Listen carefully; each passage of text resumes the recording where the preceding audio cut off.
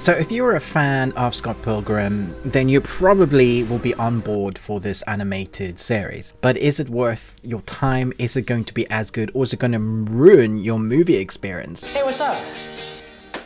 I'll leave you alone forever now. Let's talk about Scott Pilgrim Takes Off. So this animated series is based more off the graphic novels and expands the story, or so that synopsis will say, expands the story from the movie that we've already said.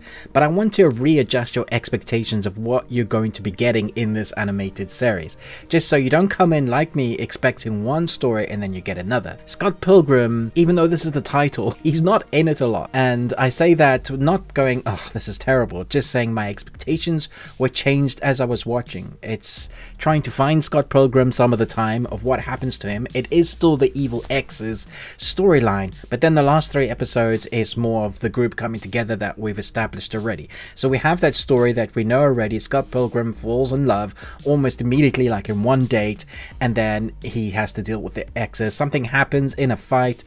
We don't have Scott Pilgrim for a bit. If you've read the graphic novels, you know what happens. But that's the expanded story. Very different to what we get in the movie, where Scott Pilgrim is fighting the evil exes and, you know, has to work his way up in gameplay. Now, I love Edgar Wright's amazing version of that movie, the live action. You know this one girl with hair like this? I was a little bit dismayed when I heard we were going to get an anime for this, because I thought, can it be as good as what I have represented in my mind of that story? Not having read the graphic novel at all at any point. But when I heard that all the creators basically are coming back, all the voice artists are back as well, then I knew that they were doing this project with love. And that's what I can say about this. This definitely feels like a love letter to the original works and the live action movie. It's a combination of both, expanding that world. So if you love the movie, I'm sure you're gonna love the animation, but it is different. So just go in with that caveat, and it's an expanded story, more on the original of what's happened.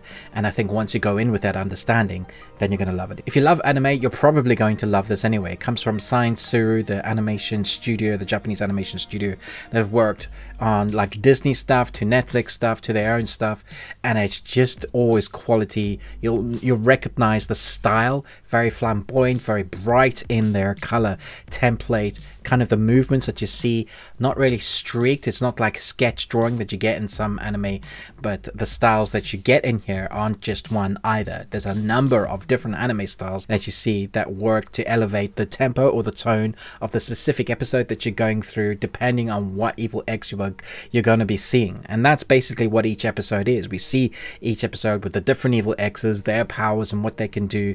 You still get an amazingly eclectic soundtrack, a lot of what was in the movie as well, but also their own stuff. And when we are in different, I was going to say different landscapes, because I don't want to do any spoilers, because some of the stuff you see in here is so new, unique and wacky that it's really so good to see it fresh. You see some of it represented in the trailer, but mostly there's going to be quite a few surprises of what you get into this. Now, I would say not all of the I guess the dialogue landed in when they were joking, when there was stuff that was obviously meant to be funny. Not all of that hit its mark for me. I don't think the tempo of some of that dialogue always worked, but when it does work, it's spectacular, and the animation is spectacular non-stop. The way they showcase the animation with the action, with some of the relationship nuances, some of the funny moments, that is not slapstick but is funny because of the situations the characters find themselves in.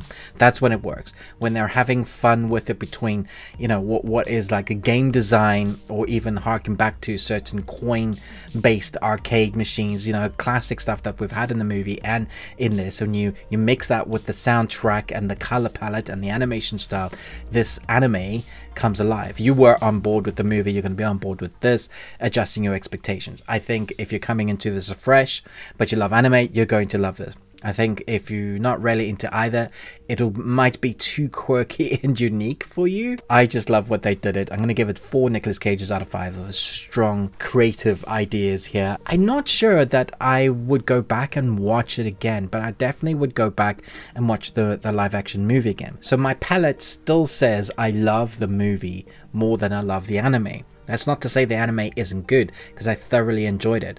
But for the story, the conciseness of the story, how it's put into one helping, bite-sized chunk, the tempo, the tone and the pacing works for me better than the series does. That's not to say it's not great, but I would give the Scott Pilgrim movie 5 and then giving the anime 4.